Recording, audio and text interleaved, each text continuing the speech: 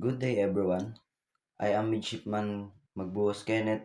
I am here to demonstrate you the distress message, urgency message, and safety message. Mayday, Mayday, Mayday. This is MB Galera, MB Galera, MB Galera. Call sign Bravo Alpha X-Ray 3456. We are located at position 41 degrees 23 minutes north and 70 degrees for 2 minutes west. We are suffered an engine failure and there is a fire in the engine room. The fire is out of control. We have 18 people on board, 2 injured. We are abandoning the ship. We are required immediate assistance. Over. Panpan, Panpan, Panpan. This is MB Galera, MB Galera, MB Galera. Call sign Charlie Romeo 5687.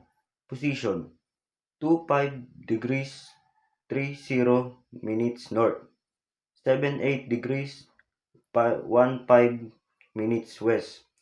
We have a passenger on board suffering from a suspected heart attack. We are urgently request medical assistance and advice. No doctor on board. Wind 15 knots. Stay calm. Requesting nearest vessel or medical personnel. Available. Over.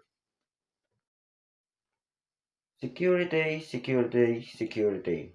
All station, all station, all station. This is MB Galera, MB Galera, MB Galera. Call sign Echo Delta 9012 at position 34 degrees 50 minutes north, 122 degrees 30 minutes west. There is a large drifting container spotted, partially submerged. It poses a serious navigational hazard. All vessels in the area are advised to proceed with caution. The object is moving slowly in the northeast direction. Over.